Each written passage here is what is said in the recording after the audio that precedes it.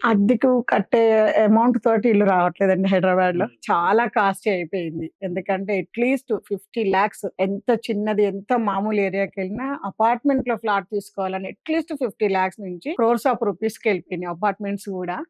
నా సజెషన్ అయితే వాళ్ళ ఫైనాన్షియల్ కెపాసిటీస్ ప్రకారం అద్దెకున్నా కూడా ఎక్కడో ఒక చోట ఒక స్థలం తీసుకోమని నేను నా ఎక్స్‌పీరియన్స్‌లో నేను షేర్ చేస్తాను అండి. రిక్వెస్ట్ చేస్తున్నాను గూడా పబ్లిక్‌ని. ఎందుకనంటే ఆ రోజుల్లో ఒక 15 ఇయర్స్, 20 ఇయర్స్ బ్యాక్ స్థలం కొన్న వాళ్ళు ఇవాళ కోటీశ్వర్ల జాబితాలో ఉన్నారు. హైదరాబాద్‌లో రిచ్ పర్సన్స్ కిందకే కన్వర్ట్ అవుతున్నారు వాళ్ళు. మరి ఈ రోజున మీరు కొనేవాళ్ళు కొనగలిగితే వాళ్ళు రేపటి రోజున రిచెస్ట్ పర్సన్స్ కింద హైదరాబాద్‌లో ఉంటారు. అదే రెంట్స్ కొంచెం అమౌంటే. నేను ఇప్పుడు మనం 50,00,000 అంటే గూడా అట్‌లీస్ట్ 10, 15 లాక్స్ డౌన్ పేమెంట్ చేసి లోన్స్‌లోకెళ్ళాలి. మళ్ళీ ఎవ్రీ మంత్ 20 ఇయర్స్ వరకే కట్టాలి. 20 ఇయర్స్ పిల్లలు పెరుగుతారు, పెళ్ళిళ్ళయిపోతాయి. కానీ ఈళ్ళు లోన్ కడుతూనే ఉంటారు. దానికన్నా దానికన్నా ఈ డౌన్ పేమెంట్ 15 లాక్స్ పెడితే ఇప్పుడు హైదరాబాద్‌లో ఫ్లాట్ వస్తుంది.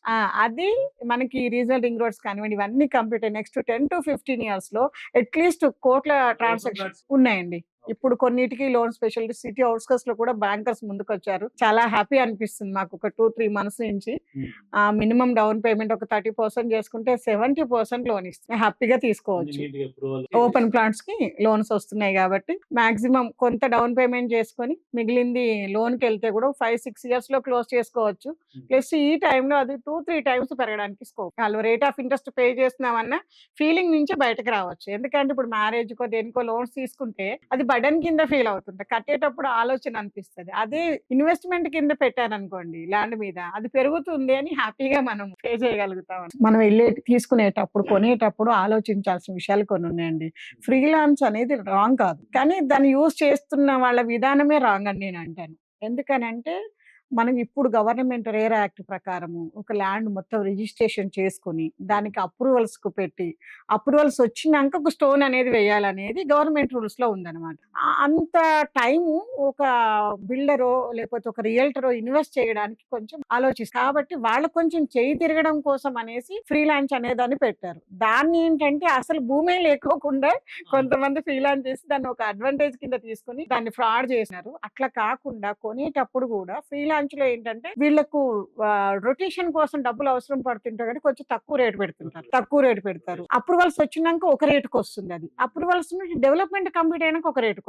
ఏ దాంట్లో చూసుకున్నా ఈ 3 రకాలు గూడా తీసుకోవచ్చు. నాకు అన్నీ కనపడాలి, అప్రూవల్ కరెక్ట్‌గా ఉండాలి, స్పాట్ రిజిస్ట్రేషన్ ఉండాలి అనుకునే వాళ్ళు అట్లా తీసుకోవచ్చు.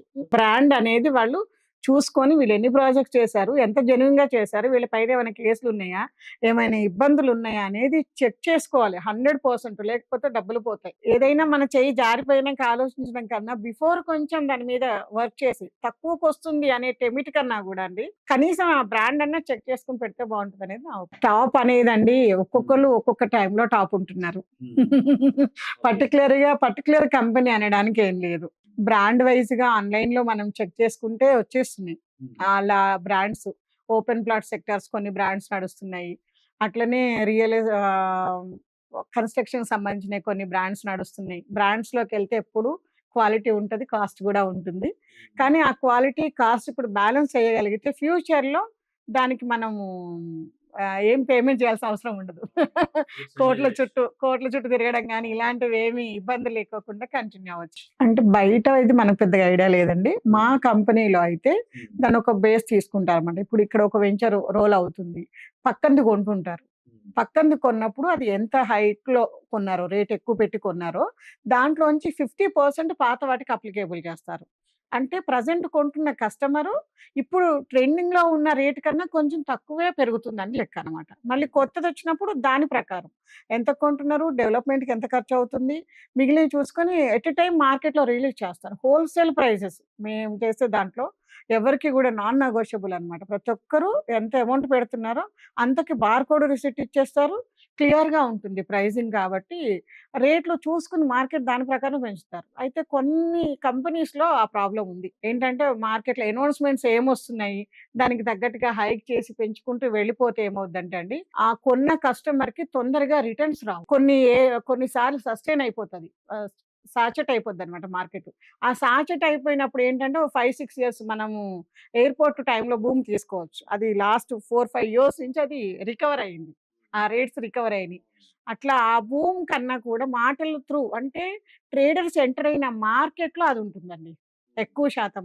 ఇవాళ గజం ఇంతకెళ్ళింది, రేపు ఇంత, ఎల్లుండి ఇంత ట్రేడర్స్ అనౌన్స్ చేసి రోల్ చేస్తుంటారు. ఆ మార్కెట్ కొంచెం ప్రాబ్లమేటిక్‌గా ఉంటుంది. మామూలుగా యాజ్ యూజువల్‌గా అయితే రియల్ ఎస్టేట్ సెగ్మెంట్‌లో ఆ మార్కెట్ తక్కువుంటుంది గాబట్టి, ఇది వెంచర్స్‌లో జెన్యూన్‌గానే మాక్సిమం రేట్స్ ఉంటాయి.